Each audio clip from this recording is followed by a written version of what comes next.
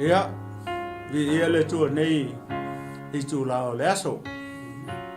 Ia, ai le ia mataina la le tatou polo kalame ma le tatou whaasoa mo e tai au nei. Ia ole ate i o tatou amata mo i se tatalo. Ia, i o vai le tua o matou tama. E mua lava na matou momoli atu le vi inga o le taulanga o le loto whaafitai i lau fio. Ona o lau tau singa, ma lau puipuinga, ma lau leolonga le matou ola. Ua mawhai ai o na matou aulia mai, maala whai mai i le nei tae a fau, le maala ma fau o le nei aso, e fo ai, e whao popo mai le nei aso. E tau ai aso o le matou ola. Ua mawai atu le po, ma le po liuli sa matou moe ma malo lo ai. Sa lilo ma ngalo yo matou manatou. Ma te toi au lia nei tae au fau. Ae ona o lo alofa tu noa ma lo wanga nei. A lea ua matou ala whai mai ai. I le ola tului, le malosi ai maise. Ua matou mau ai le nei fei lo inga fia. Manai o matou uso lo matou atua. Ia ona matou momori etu ai lea o le taulanga o le roto whaktai i lau o fio. Ona o lau tau singa ma lau puipuinga ma lau leo leonga i lo matou ola. Ia matua avi, ia oe. Ia ili nei tae a fau lo matou atua. Ta maa, whaftai mea uma o e ta pena mai saunia mo i matou mo le nei fo i aso fau.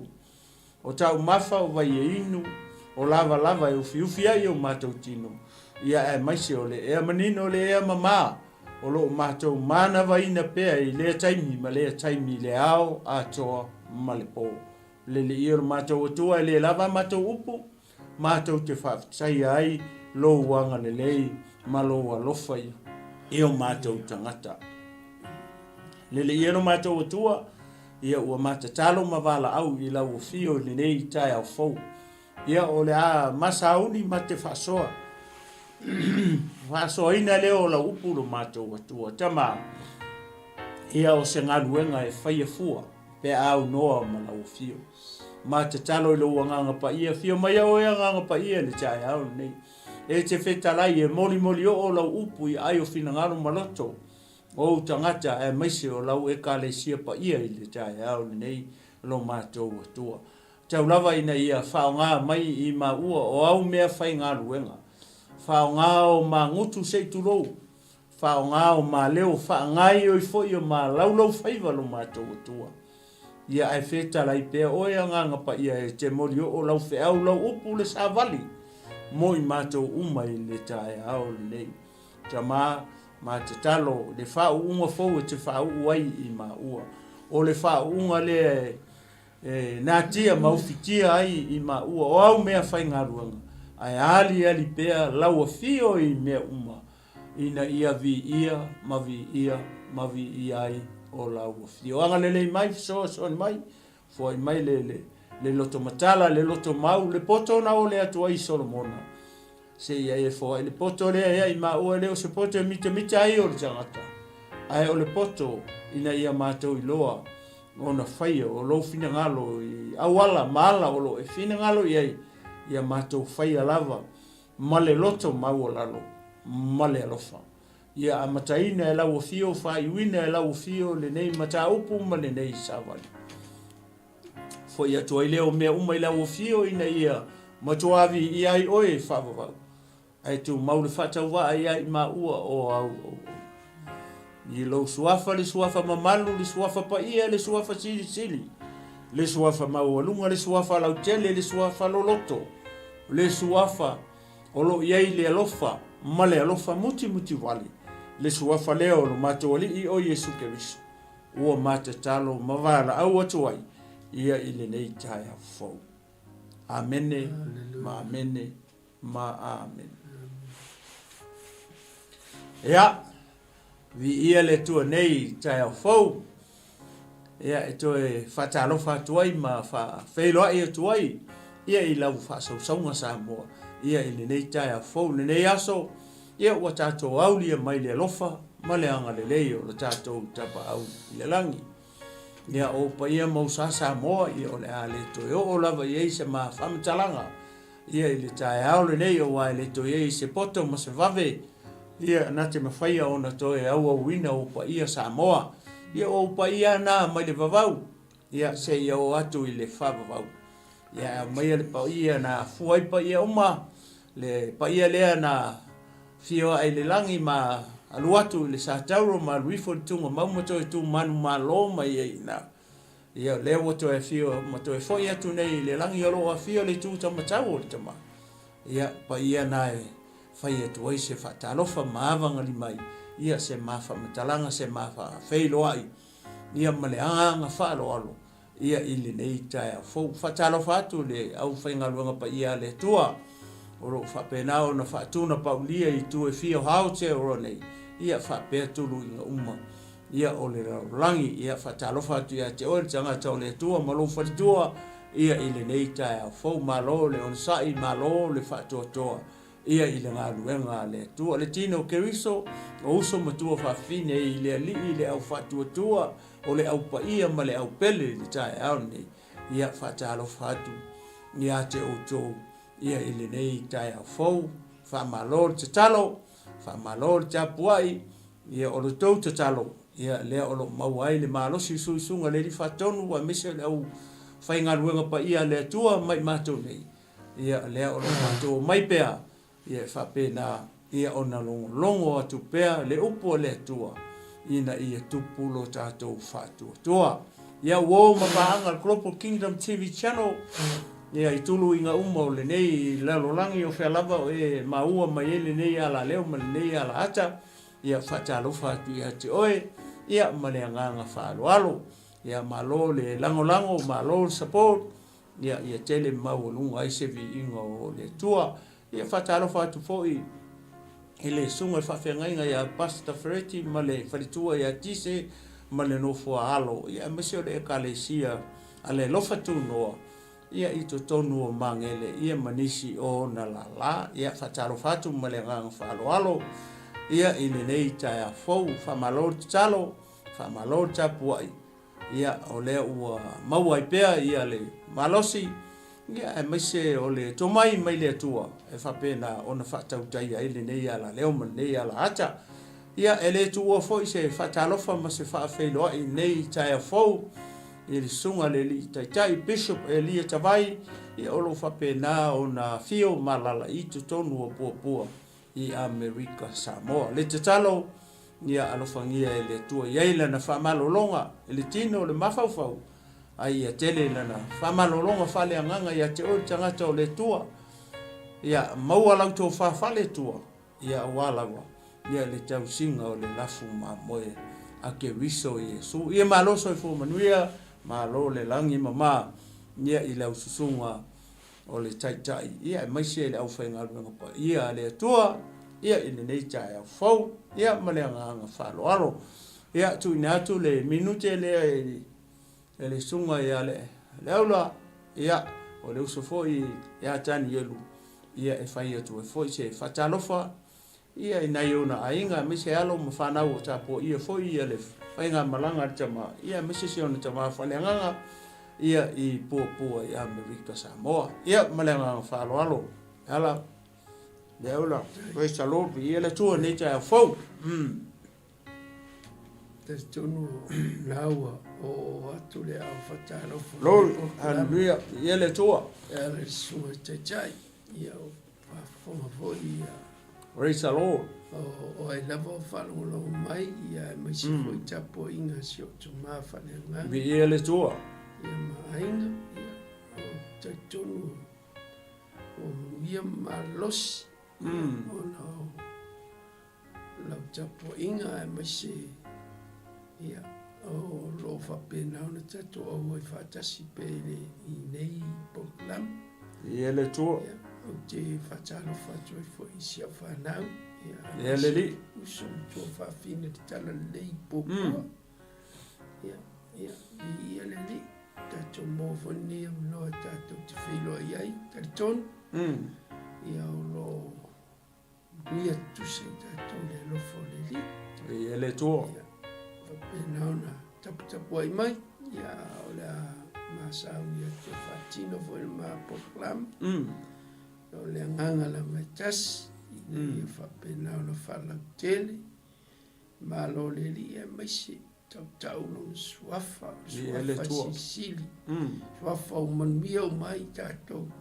ele li o lo faapena ona tau amiotonu ina ai tatou i lona soifua ma ua faapena ona maua le avanoa tatou te saufaga i le o le faapaa ele li o le auga lea o tatou ola tatou te iai lava i lenei lalolagi ia o loo tausini o le aukrisiano ia ina ia faapena ona faalogo i leleo le pū ma leleo le agivisili ele tua o faaulufale i tatou e faapena ona ulufale atu auauna leia ma faamaona ia o se faatalofa lea ma se faapai atu ia e faapena ona vavaalua ma le faatalofa le suga le taʻitaʻi ua tatou feiloaʻi ai i lelei aso ma le kuia faafetai ya malo le saunoa lau sunga le aula foi ma le faafeiloaʻi foi nei tae fou e le gata foi siutama faaleagaga ma lana taupuʻiga ia mase foi alo ma fanau ia o tagi mai ala o tou valavala ia i lenei vaitau foʻi o soifoaga ia malo soifua manuia se o ka feiloaʻi o soli lea ia li o le mafagafaga ali ia i ua ali ia leli o le ua malulu foi le taimi nei alpilima ma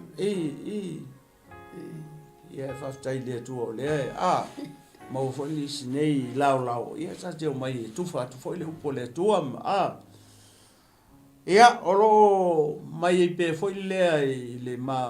tatananoaga foi lea ia ma le sunga ia le aula ia leanga o le tama ia po le uso foi le li sa alu i galuega fatalai ia le sa tou faalogologo ia nafi matalatu ona nafi po le ua fanei aso talu ona ma tatananoa foi ma feiloaʻi foi ma le sunga ia le aula i le mea lava lenei taʻu o le galuega fatalai ia pe o le misioŋale po lea se taʻuga e taʻu ai e tusa foi lea ma le faatonuga a iesu lena fai ona ausou ia o tou atu e tala ia tu le tala lelei tou atu le lalolagi e lē o faapea foi le faapea mai iesu ia tou atu i fiki ia pe ko ke ku Samoa o fea lava o le famia tou atu i le lalolagi uma o longa winga o le finagalo o Iesu i le tala lelei lea ia so'o le lalolagi i le tala lelei o longa winga e le finagalo o Iesu ia aua neʻi ai se kulimagu e kasi o le lalolagi nei o lo to soifua ia mamaola e foi maua aua neʻi lē o'o laʻi ai le tala lelei lea aua a tatou nofo nei ma matamata foi lea i taipei o le mau le matai o lufu lima foi po sefulufa le fai mai e talaʻina atu foʻi lenei tala lelei ole malo i atu nuu uma ma le atu laulau uma e fai ma molimau ia ona o'o mai ai loa lea ole i uga o le lalolagi a tatou nofo nei la i le taimi nei ma matamata i le lalolagi i le taimi nei ua tatou iai o lesi tagata laua i ai le toʻaiga mafaufau foi le ua popoli mai sea le vavaai foi le maitau i atu nuu te malolosi lea latou te umia mea kau aua o mea kau le ua i le taimi nei o le makuai makaukia mea kau ia le taʻu o mea kau niukilia o lona uiga paʻū le mea tauna e tasi i tonu o New Zealand e mawhaina whaaumatia ai tangata uma i tonu o New Zealand whapengā fwoi sa mo o whea e paʻū i e mea kaunga e maki ngoa e makua i liusua vai ma oki uma tangata tatou pe o le uiga o le whamatalaga foi le uma tau a matamata atu i le vaenga lea foi lea i le talaina lea o le tala lea e foliga mai pe e le mawhai ona foi lea ona o mai le mea tau o le iunga o le lalolagi the end e le mawhai mga o mai le mea na pe a fai e le so o la le tala lea o lona winga o le tala le e kauonga ka hala i pea ka hala i pea ina ia whaalongo ai kalinga ma o tangata le lunga o whonga ele ma le lunga o langi nei ia whaalongo a whaalongo le tangata ona whai leo lana whiriwhiringa eva ile amatanga o le tala inga o le tala le le na sau yoane whai le whamai o le teu wala ese mane maanga i o ngā whoi upu pēa tatou mata i whamai nā sala mō ia o tō ua lata mai le mālo o le atua ia kako wawa ai le mātai o ngā lufu lima whoi upu e sfulfa le whamai e tala ine whoi le nei tala le lei o le mālo ina ia so ai atu le atu laulau uma o ngā whakaha o mai lea o le uma le sau yoane a maka ia le tala inga whai mai ina sala mo ia o tō ua o mai le malo le atua na e te mau ai le mātai o e lua fo ipo e lua ai ke ua umala ngā luenga fo i lea yoane ua umala ngā luenga te milena tu ua li whai mamaliu ia ai oso mai e su i le mātai o e tōru fo ipo sufi o upu ai ina salamo ia o tō ua o mai le malo o le atua aka ko va ai la i fole le pe i le uma mata atu le tusi le uma fili o foi le ona o le tala inga o le tala le ia male urua i misio ngale na alu male tala le ngu ese le anga o ka ko ngu ese o tātou o nu ese male tangata la le anga sau male tala le nga sau mai i nu ese e uia ele i o mai Paulo i Samoa po le vas Pasifika ai e fo isi tangata nga ka penga ele atua nga sau Paulo pasi mai ele tala leilea o le taimi o ki Paulo alawa wa kaungula upu i o to atu ma faso upu ai Yesu tala e tu tala le o malo ma faso e faiso o lona winga o le a fai le woia tatou le tala le o malo le tua o le arka ko me fai ka ke ngofo magako o le ai e lo muinga ke le o ka ko assignment o tatou la ka ko ke kala ia la le malo le tua pero winga la tara pe ka kilo i ke mingi le i kaua ma me o kukupu mai ke mingi o le fefe le stangata fa mai soli e kaulo Amerika Malusia masainga ko lea uma malalangi ngi le ai ele uma se la langi me ala ori inga tangata fatu tua ia mar tangata le tali tonu i le tua ma fai kau le fionga pa ia le tua le ai ele uma se la langi me ala ori inga ele afio mai Yesu i me ala ori inga le fai la kau mo la ko me fa kau fa ngi kilia ai fa mai ale maule ma tai o lufu lima fa i po sfulfa e tala ina tu foi le nei tala le o le malo i le atu lau uma fai ma mori mau i fa ko o mai lo le o lo na winga o le unga o le lalo langi ma mea uma o le u le mele o le u le tala le o lo winga la a fai e kuainga so o la langi kala le lo winga o le ati le foi le o le ati lei foi le unga o le langi o taua ma mei e kukupu i le whamakala lei mai foi foi le mataio fa mai o le mataio le lua fa ma lua lima fa mai fa longo o to i tala o taua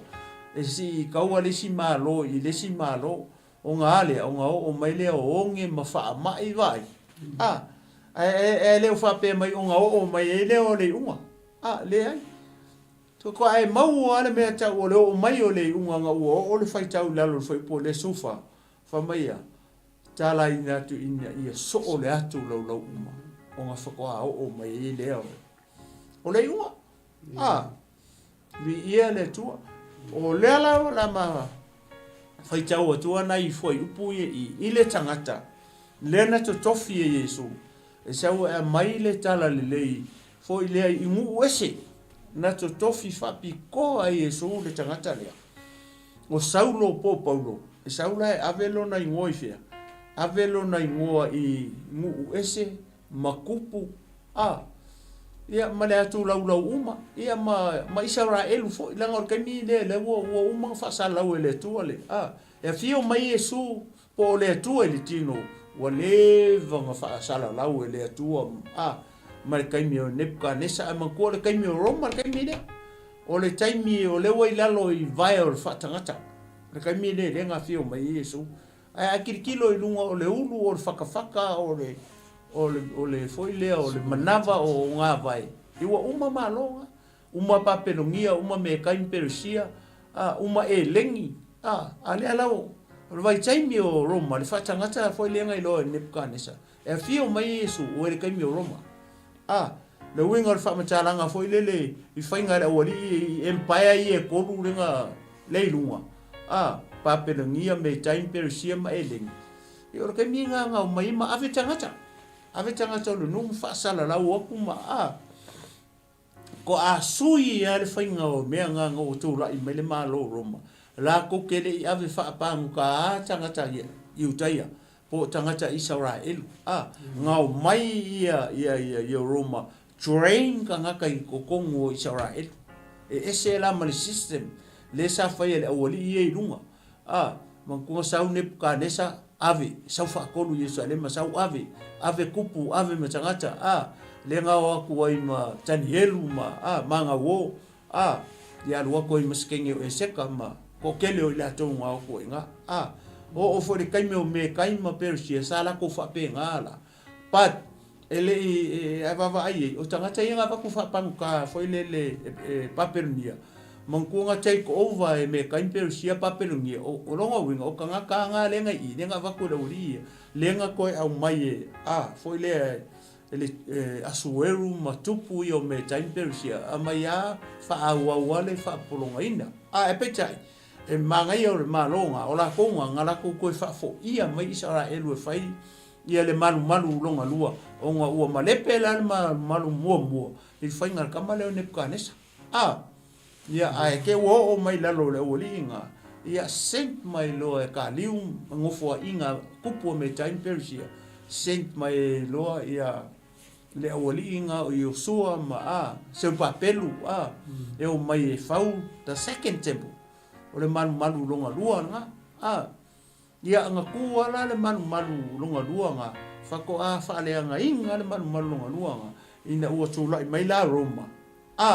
I le taimi o Yesu, taimi na lena fio mai ia Yesu, ai vavaila I le tala inga. O le whaingo fie. E o lava fo I le taimi na fio mai Yesu e tala I le malo lona tama. Wale sau Yesu ka hala se loku. Nga sau Yesu fa aku le loku. Nga te mau le matai o se furu ono. Le kaimi foi lenga o mai la nga ia ku Jerusalem malu watu ai Yesu sa tau ia o nga lenga fitala ia Yesu ia peteru nga sa o kari peke e no fisili pe Yesu ia I nga so o le so ko kari o ia ia nga pau nga ka ko se fulu lenga nga pasi nga le su nga peteru ka usa o mai e peteru ia ai vai le famai Yesu ia o te avatu ia te oi ki o le malo le tu a ki kilo ngi me pe o le ele o le malo au le tu kai pe fi o kala inga ni o le malo le tu ma le kupu o le kupu o le malo le tu o lo ngalo Yesu ke wis ai se langa lenga sau le kupu maliu maliu le kupu inga ia maua tangata ia o lewa ave sakangi longa malo le tau lenga sau Yesu ka sau maliu sau maliu o le ata o le tau langa e fa mangalo ai ka ko anga sala I le vao tatou ia malonga kama po le tua pa ia ia pe o se vaenga la le foi le lewa matamata tu ai fa pe langa ele manatu male tantu o mele pe foringa le tupu tonu I o le chapter le o te langona o le sa ye ni vaenga o ia me na o il chama le aula I le tala inga le a foi le tala inga po le po le missionary na malanga ai ia mafia faitau atula ia nai foi upu ia i le chapter le school fa ia tonu e tele sia nga ia fai foi se famtalanga ia po se mo le mau fo ia le tama ia i mea fa pe ia ole mata upu la se fulu fa ia ole la faitau atoa i foi upu pe toru pe fa ia na ma tartana no atoa ia foi le ma to foi fisili ile sunga ya leuna ia pe sa oni me fa pe foi le ile tala inga le na o pe nga kupu ngi me fa pe wa le wa fa fonga le na mon mau foi tama e lua mu le nga lui o soromona ia mafiki le la fa tau atua ia foi puia ole ngaluenga sufa fa ipula sfuru iva le la matano u fa tau atua fa pe uo mai tangata i utaia mai Antioka ma Ikonio ua la tau whaalalo ane i le motu o tangata. Ua umafoi ona fetongi a Paulo i maa ona la tau toso le ia te ia i tua o le ai. Whate i la tau ua oti o ia. Ua vanga vangai o ia e le au so. Ona tū lea o ia i lunga. Ua alu i le ai. O le tae au foi. Ua lao atu ai mapanapa i teipe. Ua umafoi ona la fola fola le tala le lei lea ai. E to a tele ua fai ai maso. Ona la to e foi lea i lusa ma Ikonio ma Antioka. Ua famalosi i loto o le au so. Ma popa i atu i atu mau i le fatu atua. Ua fape atu foi o pua ngai tele. E tatau ona tatou sao atu ai i le malo o le atua. Ya, vai foi le foi pule fai ui. Fai mai o pua ngai tele tatou te sao atu ai i le malo o le atua. E fai asi lo loto le vaenga le o le fasi fai tau le. Pe a kako kilo le leia i le mea tau o le malo o le atua. O le winga la foi leo la u famtalanga i le kala inga le. Mana tua, o le kaimi lea, le whako au ese mai ia. Foi lea Paulo ma le au malanga mai o i Filipi. I lunga i le mea, foi le ka ua maskongia. Po lunga o fea, o Europe. Ma ko Europa i le kalesia le tas. Le ngo o Filipi. O i ngā foi la. Sa matau tia foi le mea na o i le apostolo. O i ngā le ngā. Ngā whale pui e i ngā le apostolo i ngā. Masila. Ole malanga na, ole malanga longa lua. Le mea le vaenga le no faitau atu. Ole malanga longa lua le a Paulo.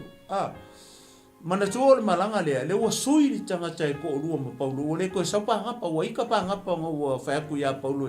e ko o mai malanga longa lua. Mai o ane. Mantua i o ane a inga ma pana pa. Ole wari inga e waku i lalo i le motu le ka o Peru. O tangata i utaia o inga pe o inga ngafanga ngau e o foi le ia Paulo. Ole e Peru a ele fa ngau i Jerusalem o Israel. Ngafanga ngau le ngu ka o taso i kirikia. Vai tangata i e o fa nga e foi le tua ma tangata i sa nga lulu e le ministry there. Ile avenga o le tala le ngu si. O tangata sa fa ngau esi. Le o fa nga foi le tua. Mai Yesu e ola e avele kala le. O le fako o mai ala o ri mai mere ngo fal pui le o mai ngai lalo. Manku o lunga o north e ele mele ka o Filipi le ai le ka o Macedonia. Le ala o mai ngai lalo te travel down to the south. O ngai mai lo le i le mele ta o Perea ma te Salonia. Va o mai se o mai lo la le mele ta o ngu ia ka o Ikonio o Antioka ma Ikonio kasi la le ma fa ko kasi le Antioka le kongo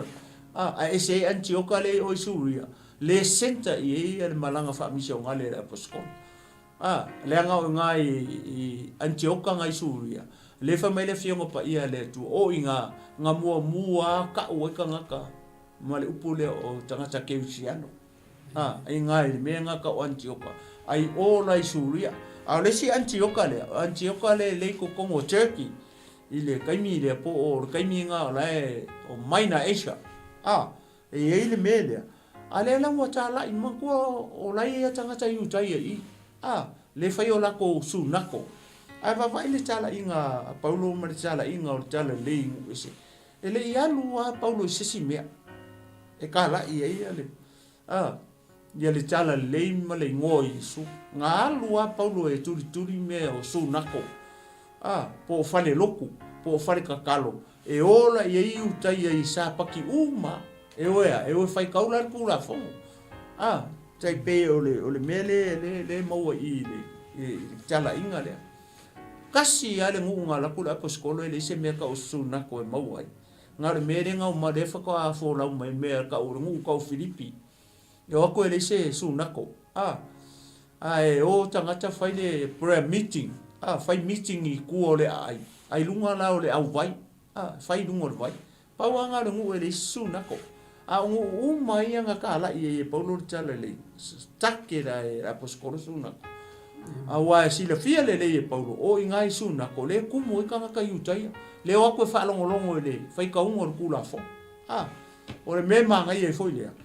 Umanga fai ka kula fo. Nga ku umai le o li le va Yesu nako. I le au so I pe se me fia. Fa I se upu e fa mafana I le ngu. E ku umai le o vai. La kunga Paulo. E le kau kala Paulo le kula fo. E la kua Paulo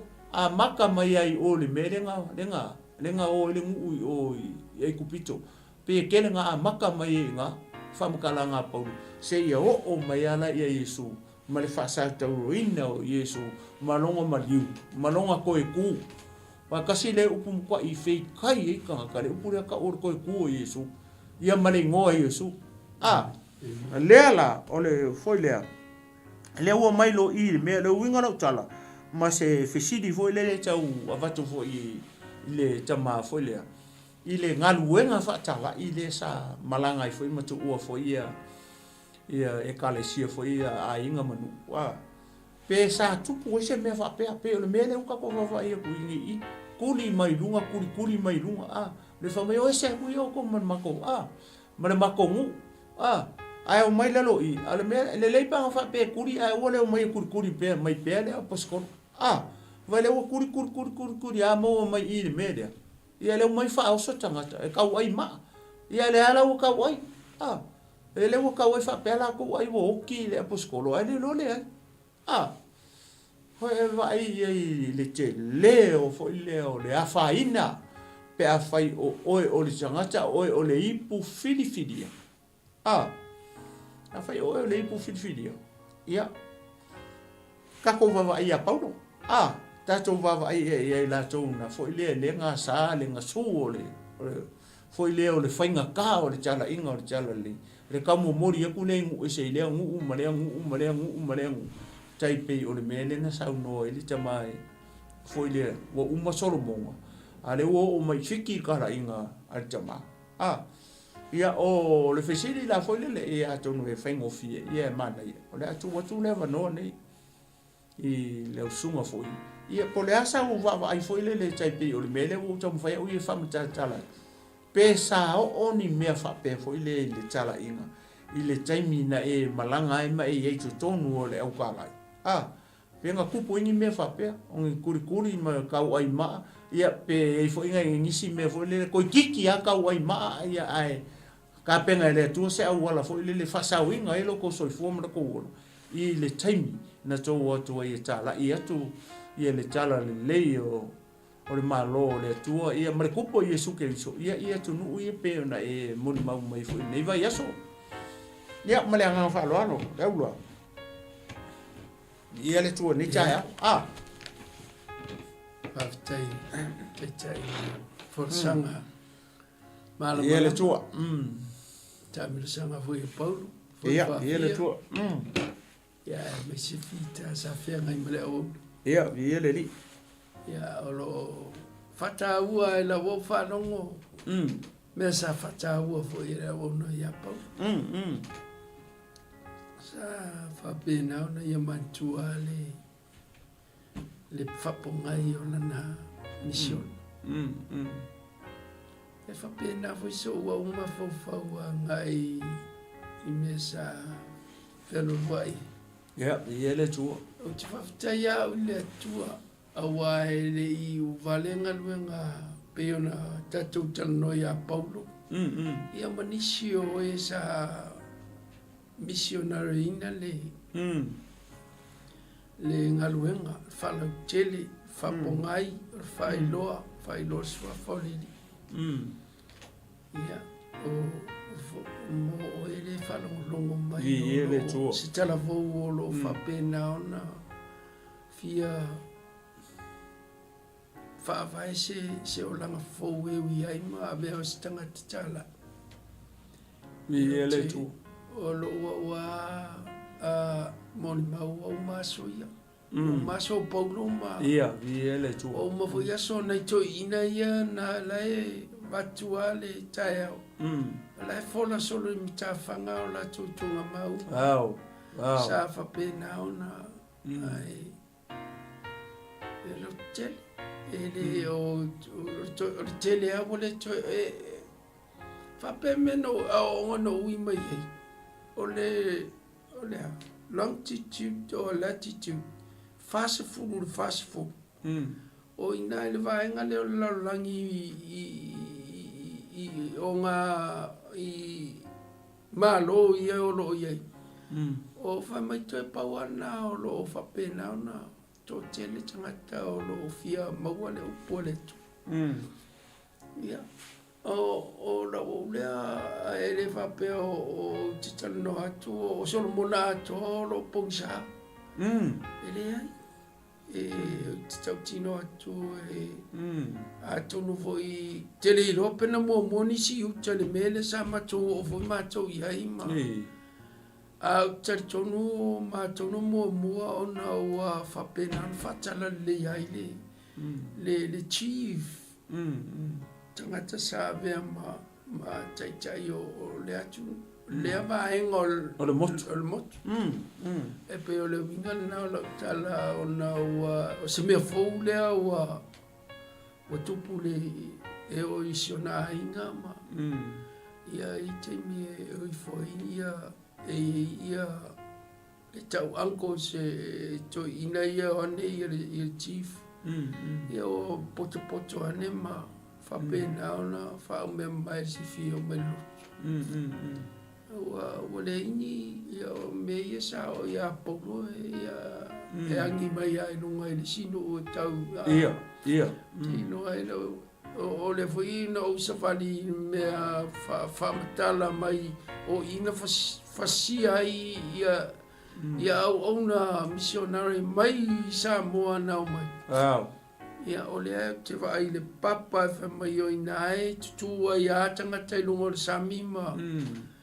ia e whapena. O le winga na lau tala I tere toi maua se me whapena. Tailo. Tere I oa ui Papua New Guinea a te loa o Solomona ia mua na o le ae whitalai le fion pa e le I manumalo tatu. Tatu te oa ma le whatutua o manumalo le li. Manumalo le tatu. O le mea sa tu lima tu ngutu mai e ana o tustusia fo I nei tangata mo tatou. Ia le o tatou, piki ale me marosika. Me wile lau whafonga mai o e le talavou po. Ia le whai tete fusi tala. Ia le te uwhapo, tau whawhewhe atu ia te oe. Ai o le winga ia o mamea unga. Wale se ni inga whapena o toi whtai ai. Ia o tele a foina ia ai o ia mea no o ia ima o whamtala. Ia i o ni mea muri ia o le whitanga I tangata ma. Ia. Ele toi whaiana. Sa uni oi? Ia. Lo tele mai ai tapena. O le ai whamtala atu lo wawona. E le se o langa na ling tapen. E mo ia na onga ia e le atoto se tas mase. o titau tino atu I sa o langona lo telele matai e sa ia e whapena fui se whai unga te whai ia e langona ina le taua e foi mea lo langa o paulo e whapena ona a vea matai ala I lo finangalo sa whai unga whai e awa ine ia maua ia o e lo tele awa ni ni maua le fefe male au tau tino atu e lo tue tue whapena o le mea pe e whapena le system o mea male whenga ia I o leo langa pe ia no whamtala tua nafi palangina o mai whai mai a tātou whai tō lava e le angan mea nāre le o ne vai te mi o mutua whai a vai whartua e ngata I lima o funga o ina te whawa ai e mo le whata ua le mamalu male pui pui ale le o tino o mo te mai tai whapena na ofu le ofu a le ala uto o mai la uri ia na o mai whai mai e whapena whaita tola vla ia le ufeo ai mta whanga sa moa mao ia pe o le unga na lautala e whapea le tūlanga e o iei le o lo wa ia te mina o iei o fiti mo e iei a le winga o langa o tangata me tua I saulai a wa iei le o pule wa ngā i o I tono tangata wala tō wa ai mai is tangata ia ona matala ona sui ai tātou tus whaitau ona mua ringa whai lava laka e wa ai ona pia maanga ia o ai le mai ai ia ona e le whai atura skala ia o lato wa ai mai e mafua ai ona sui leo langa le tanga ona o lasa e whero rua ia i o sa e rua tu ma se mori mau e sili lo o langa le te o lai ma le lei whamanmia le li au ia ona wawa ai le ma whalongo ma ia toi malawa mio ia ona wape le tangata I whalongo ma e tau whea ia le au mai sa wali solo I ona ngā maka I leo ngā solar ki Apollo nanga le whasel ki Apollo ma fau ngaka e whapena le wawa ai le ma pe una whalau tele fo I le sunga taitai le mau ia o le lotona te malo o penta tu tanoina stanga tawa mau ia ka pena oi ia wao monongi ma ia whapena ona sa ili ia whai o ise meo fe ma whawhaintai sa ue o se mea e ma whawhau o low responsibility nga ke ngofo e ke ia e lo I la fionga pa ia le li e ka o ke kio se lau wha mua ia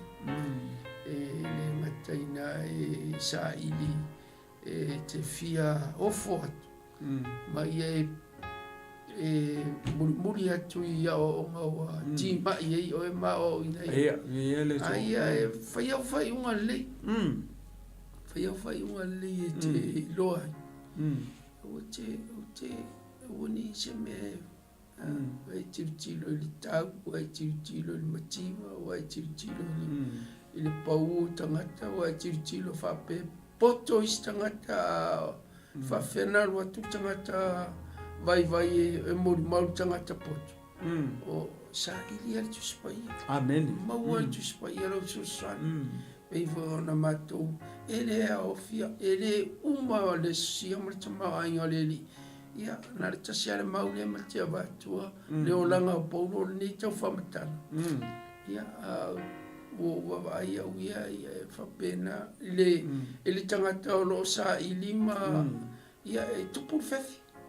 ole ia foi o melenga o ia paulo ia o ila la fia ia e alu ke ukuri kala na e o ila ku o le se pasi se ko fo i mai ya foi la le pe o winga fa ai a fa pe o le pe ia la matanga o tatu tano a mata le ngangoli amen mai o ni o si o ke ngo fo ke fa pe na wa ya lo misia le faolo lo tuspa ia misia le tua soifua e o ina te malosi e o ina fuite maua i le toa le o puaia a taloina nei me o lui tau ia amen ia o whamaina i Israelu ai kupitona te vai e tue te mine na te whewhea i ke le koe vai e o fava e ke le koe vai ia ona e saunina ia le te tango e whapena ona ona mai mafofau whamaoni o le inga esi whamaoni o le so se mea e a mai e whawhaitai lau whaiunga e a mai a le awala e te breakthrough su e o lau ngaluenga na e tau na whai ia e sa ili whamalo si o i a whiompa i a leli whalongolongo i kala e wanganga i ka whakafu a e whalongo ko e le bibliko ai titano atua uia e whapena ona ia e whamalo si e open wa le a mai a o fa pictori a ele foi mako vai nga ivo ia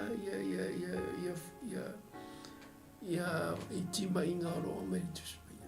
ele a pongi mal kalo amen kem foi me ka finga i fano ia o no fo mai matato tantan no ni yasu ia o te loa o ia so mai le ngai te sai di monia i se fai unga wa e mafofau i e te fietala ia e lo ia e tapstal tal no tuama ave se mea wa i fifi e fai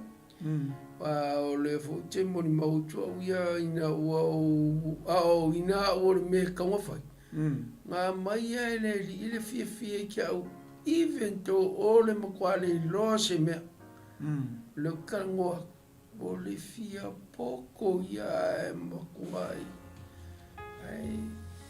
e sa ia me fo le fai keki fai keki inga ia sa o me ka sa ia ima me ka ai ia sa ili fo le fion pa ia ni awangi e monia ke rea o makaka makalongo ma mai la ko filosofia ia fai ke ai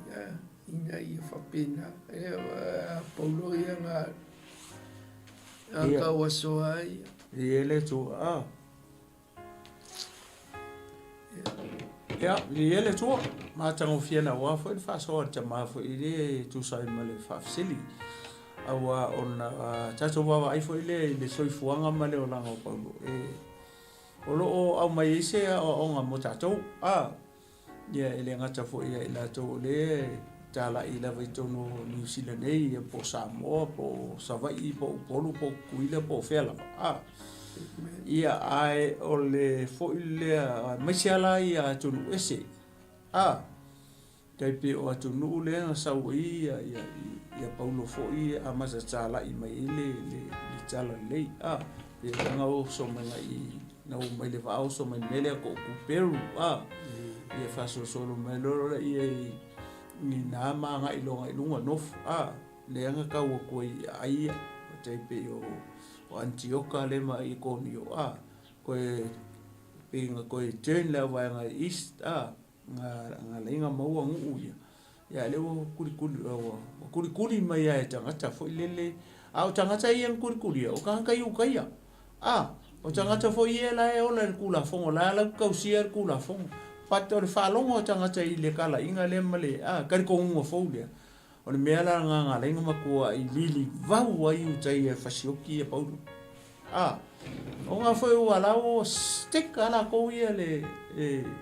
tausinga o le tūla whono. O ia la tau whanau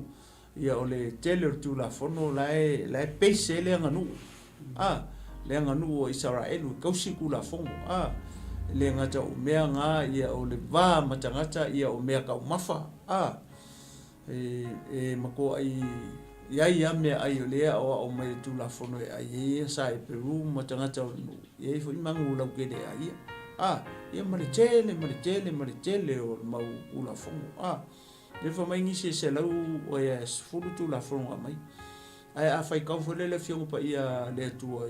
le kele o conditions o kura whono fa mai lula i o tangata e koulu se lau ongo sfuru mani lima kura whono fa fenga ilo e ke lo lalo le piko le ofu kakalo o le pulu kakalo foi le o Israel tanga saita e ke kilo lalo le kuli mangu o le pulu kakalo foi le pulu ia Israel tanga saita la nga fa ko le tua ya Mose na te mau le te nomi a fai pulu ia nga fai le ngoa fai ponga foi le lalo I lalo nga o nganga ye le aka o tula fono le nga mai le tua le se fulu but se fulu akula fongo au faku o conditions o kula fongo is fulu o mo ko ikele a fa mai le fiong pa ia le tua ko se la o se fulu lima o longo wingo la fua ia sol kausa o le aso amari kula fongo o le mea kongwanga o le kuri mangu kongwanga o le ofuka kalo po le pulu tatalo o tangata Israel lenga la kurfinge punga koko kango na la ku kango longa lima le amangko la pulu e Yesu le pulu nga amangko ki kilo fingi ele kango o fingi anga fa pe foi le lo e ko inga matangata male motu o tangata fingi le e oki ai sia langa le kula fongo e fa sanga alu le felu le fa fine se tu lo sa mo mala fa fonga tai alu e sa a olo le temi puna toto se kulo ole tina po le tamaita e sa ga e ruise mo lo fale e ke ngofo e nga se longa e uma kula fonga ai vai ki ngale o lenga la ku kango ye e sa langa la fia ola anga fa pela I lo a ula ia mala wali mala moto tangata o fisingi o la punga ko e kusa mal kula fonga mangwe ka o ia uri e ma ala e wala ku le fafinge fia ola wale ke ar fafinge pe maua ia pe maua ia o lai fai al puna toto se tulo vai kolo ku ala kango kongo ai le mea le kuli mangu o pulu te talo Yesu kango va pe e se manga yo a me manatala ia bi o le mele mate tam fai foi lele ia ma ke fa matala tu foi fa pe ia ma o le fiong pa ia le tu fai foi singa fasili ni le tama le nga o ia le sa halu o ka ko ia le e nga ka la i ngi me le ka ki ngo foi ia ai au kilo le mele e fai nga ka ia o le mo ko fai nga ka e o fa lo o ke ka la i ngi ko ki ngo foi o le sika ka pe ngo ma fai so le o le fia ko yo afimu e mai ni fonga le paka po ni ka longa ke la ko kilo I winga o tangata o ka se lava vale o ka ma ka utia ai fai aku no la sa wa le ku fai ko e ka la le mauli mai si ka mai inkia le so le ko ya fe o longa winga o le chala inga le chala le ngara ka ka fa pe longa loko ele alu se ka fa pe longa loko o e vele malanga chala inga Paulo ia Ioane Mariko ele nga pasi aku pelu e fa me ko alu Jerusalem asia o longa winga e fa pe nga loko o Ioane Mariko le tau songa o panapa ia ko inga haka fa pe nga le me ia tatu ele fa pe foi le mate chala no tu ele anga le e ala na mafai tu ele e o inga o ele te mai mo mai mama o fo wa lo winga la ka ika kala ia ka kele ia lu foi le kala I tai pe on bele na malanga ia ia le tofa ia le aula o le sa alu soromonga alu I fiki ia tele loko fisi me le foi ta o ta masa ta la fa pe kukuila no le va ai le ele se me fa ngo fiel me le o le alu ta la I ta la le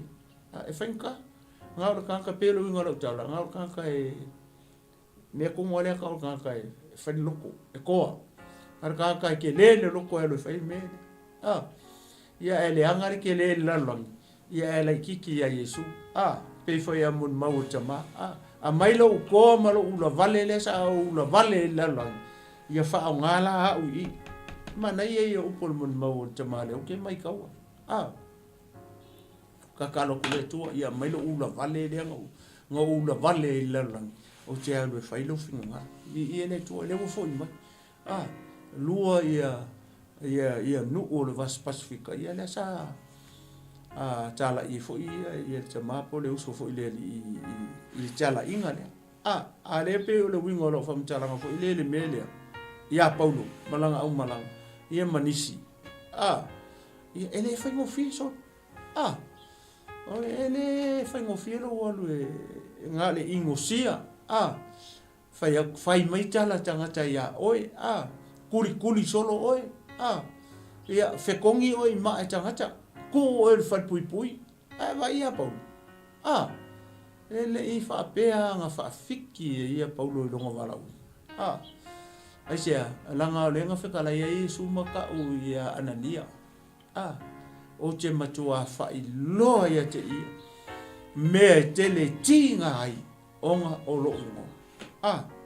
vai lei vai foi lá upo Paulo pe upo le la ma o tu fa mai upo ngai tele tato te sao tu ai ile manuia o fai o upo nga fai o Efeso ka mo fainga o Efeso foi le tu fa fine o tiana lua male afa kausanga o foi a apostolo nga il malanga longa lua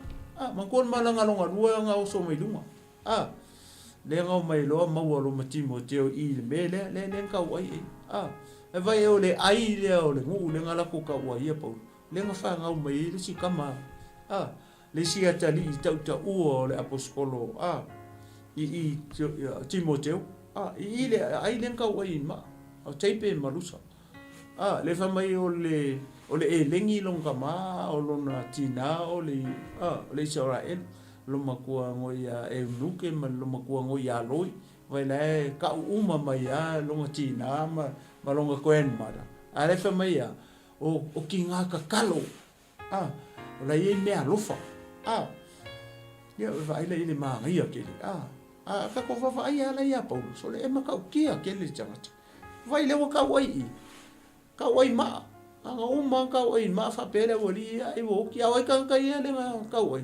wala nga kupung ka wai Paulo ka wai Paulo ma ale wali le nga ui mo mai lunga pasi mai le kuli mai le wali se yo mai la lo I media le ala wa ka wala me le ka na mana o le wali o ka wai ma kula fongo fo le utaya ku sa le mafau o le wali ka si kula fongo le a kensi e Paulo ile tu la fono le tu ala la ka si ale lo ale ele o sau ia Paulo e kara isa kula fongo la sau Paulo malea lo fatu no le tu sai longa alo pele ko kasi o Yesu ke viso ele o sau la Paulo e kara i kula fongo la sau ta la i mai le lo fatu no le tu sai longa alo o Yesu ke viso le nga sau maliu ka mia mo ko ku la o fio lan sau ka di sa ka lo nga e fa makala e Paulo ia me ia le tu ale manga ia la pu le o ke ia o ka ia le ngai mo ka o para ai ia fa ko foi be ko i para ai foi le fa pe ara o ke le lo le ai pe o foi le mo ma o tu foi le nganga pa ia ro winga na ko nge ku ai pa le nganga pa ia ko nge le o ia pe ai va ai le ka wa ingo sekifang le winga ka wa ma ai sekifang ai le la longa sekifang o mai nga uma ko upo se ke fango fo le nga fai ko ile tu ia fa mangalo ko ia ke la ko le lo se me wo fai ia moelo o ngo wingala e ka u ai ko la wori se ke fango le vanga le se nga ngo se ke fango la wa ve ne tu la va ai ko ale pa le yo de ala fo le kingo ale kingo ye la wa le Stefano mo ila wa va ese le ko ko ronga pe kai fa pe ngare me le mo i le pe ka o ko le wori ia se tala fa sai ia va ese le tu le ngo ko papa fa pe le wori o kia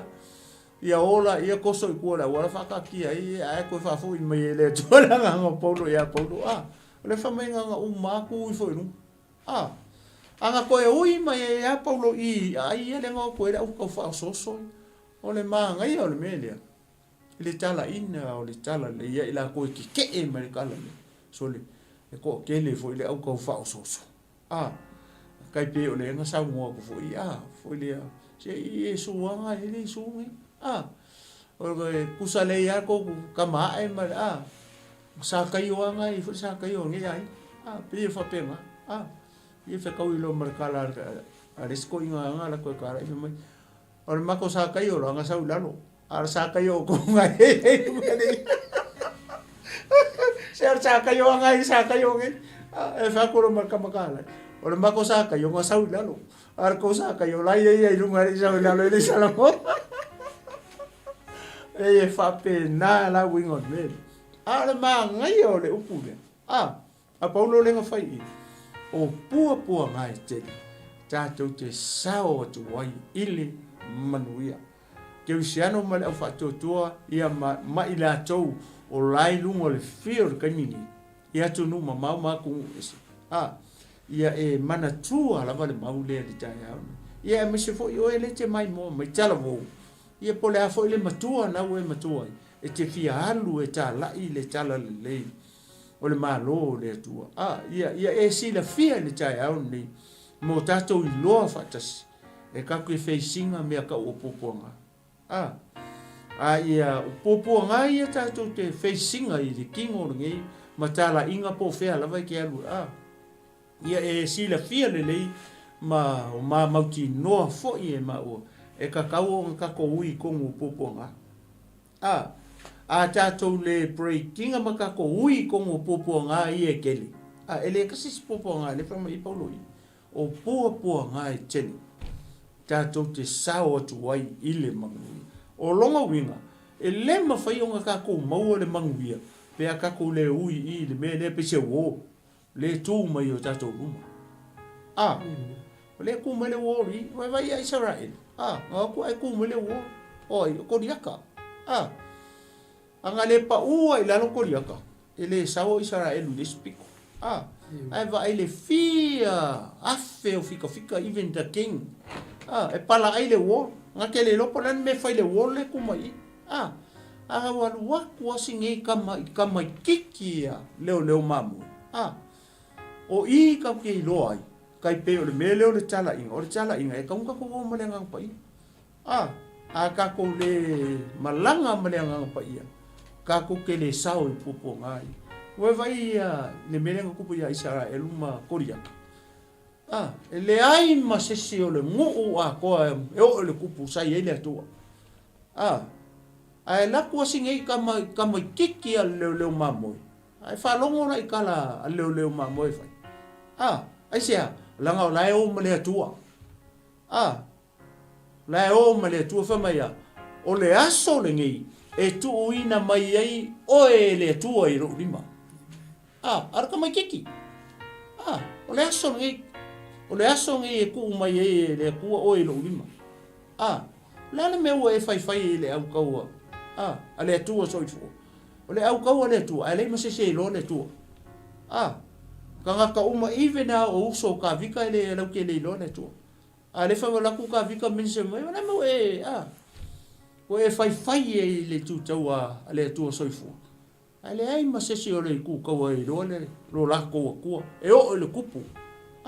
ale wa la ku ngai ka mai kiki o ka mai kiki na nga breaking le wall le fast food wa so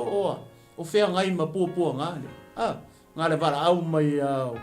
foi lele o koriaka ia langa I kongo pu o le kaimia mai ka ia langa I kongo pu ai kia ila ko mela fai o mai au kilo mai ala ku mai ko malo fast food waso fa mai ole au mai pu ia ingu ia se pulua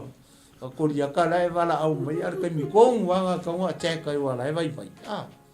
mai e la ku kanga kala I le tu o le winga le ma fa matala o lo walu ke kala e ka ngwa e alu male ngang pai tau na rua to lua male ngang pai awa ka ko o e au ngo male ngang pai o lo winga fail ka ko mission fa penga foi la me le pen ma tau fa matala tu tala le ia ta e la ko ala e fe wa ia ka vi ka mare tu e mala nga ke lo e masang ai sia langa e kalango kalango fa fe kalango ka kalango I vi inga pe fe le na fa so tu fo ia le aulo foi le amalo lo ka vi ka po ia puskusi singa pesem ia ka kalanga langa hap foi le ia o wala nga ka penga I ka ko pe acha cho go lo la cho cho awa fe ngai la cha cho ma ele kasi popo nga le ka o po nga cheli cha cho te sao tu wai ile manuia le ula ia si na u fa som sa u fa popo I le vai nga le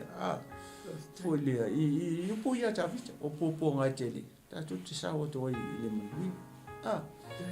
ia pe e moni ia upo ta foi le a Paulo pele ai ia wala nga sao le nga sao ai Paulo tu lo le ka ya nga vai se no entai lo nga male e vai e se al fai un le o langa o Paulo ai mafua me sia e mafua mai ala o le ngo Yesu ia ai ke se faz foi tau le se faz foi upule popo nga che ia male nga fa lo o e ale falo lo mo manite ia na o tu falo lo tu fa pena no fa mtartala ili so fo nga po ni ia tau fai tu tatu fai unga tatu fietala e tatu falo lo tu me no ia po ia e fa pena na na ngona I fo I fe ia mal fa wa ia le nga e mala umia le ora upua ia polo ki pe ola ia lua ele tu mai ora ki al mongia le alo wala we te riso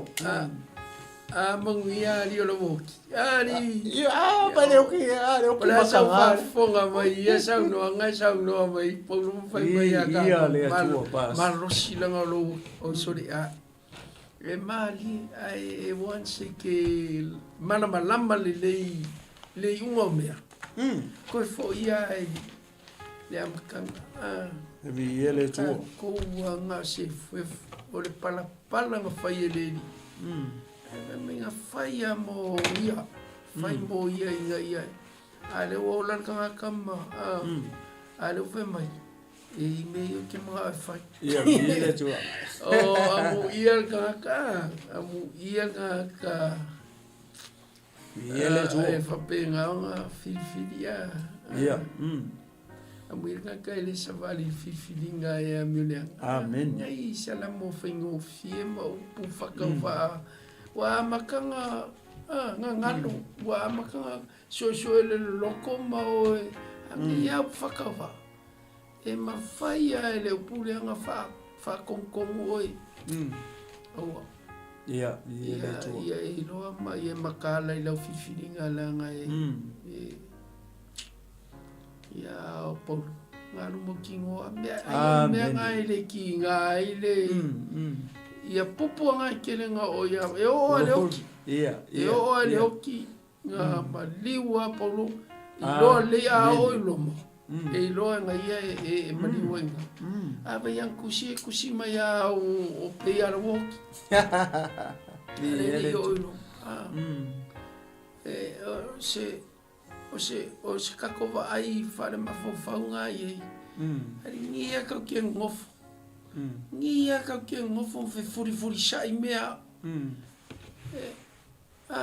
A e mawala le lokole au wale ki ngā se mea ma o le oki o se mea whakau waale. E ia e pole.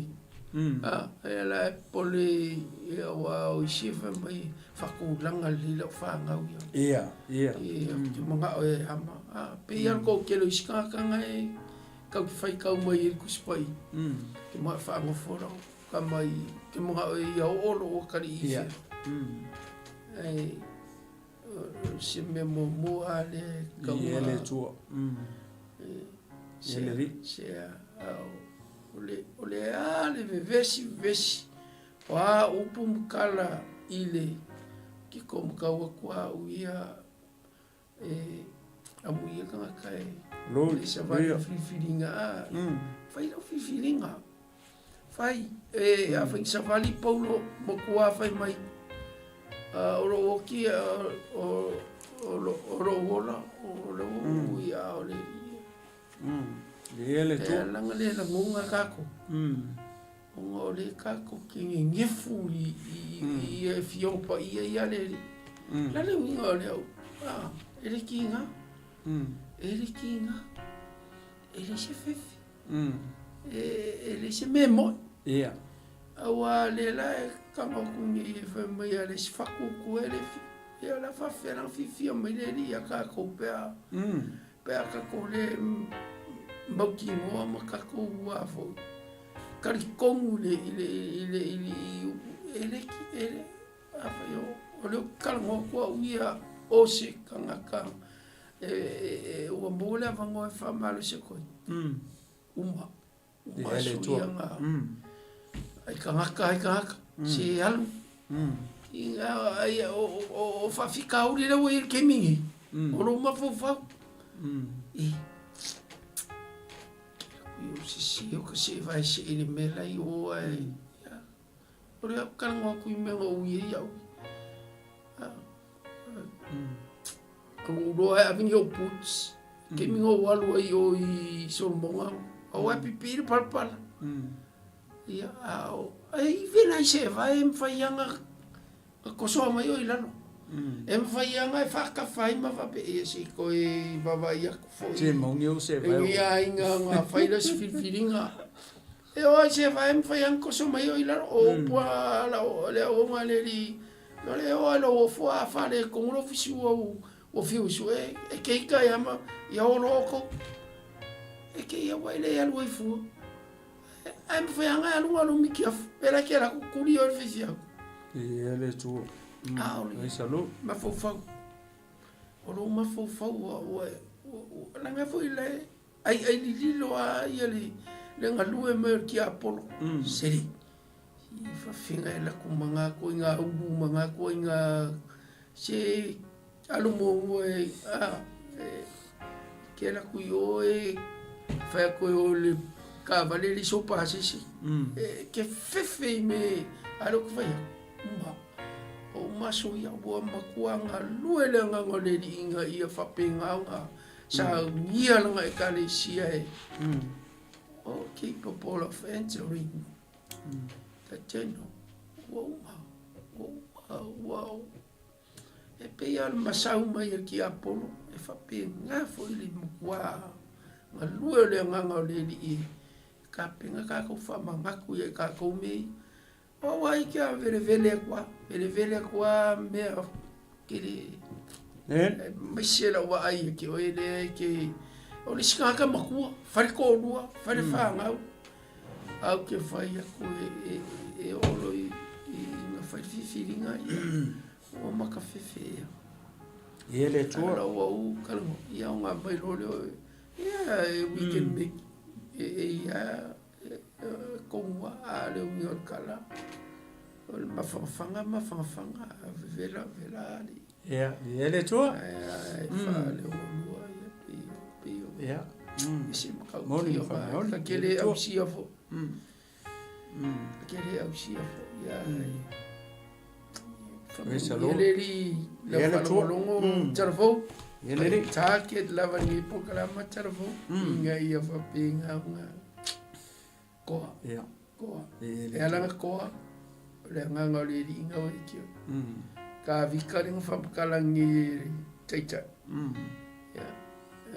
Le soa. E mai e ia o dima. Ia o kanga ina kama kiti sa. Sawa. O la vitala fo e pasta. Resi upu ngai e ngā tawita whamai.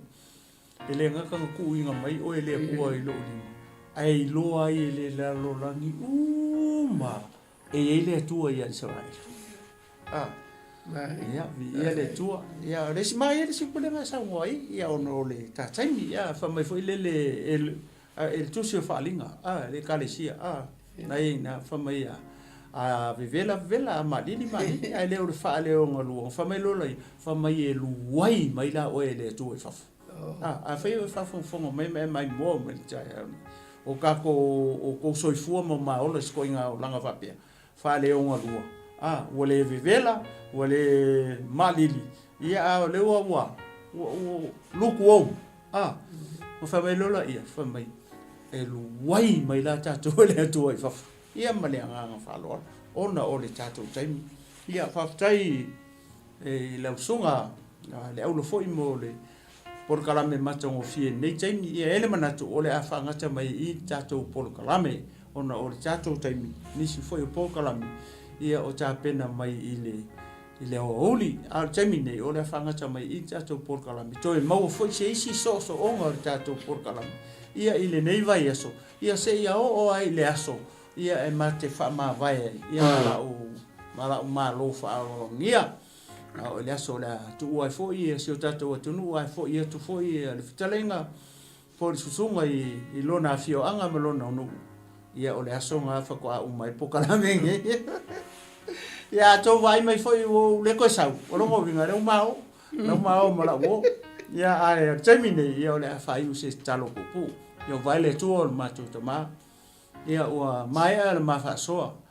o se fa soa ele atoa ai o mata talo anga pa ia fa atoa e lau fio moli o e lau fio ia ai o fina ngalo maloto o tangata ai mai se o lau e kalesia le au uso matu fa fine ile le au fa tua le tine o ke iso le au pa ia ma le au pele le tai au ni ina ia fa malo sia i mato uma ina ia tasi le tino ke uso ai sili o ia me uma ia lave ina mau se nganga mo lo malo e ala ila upu ia in nei tai afo fa mangalo i maua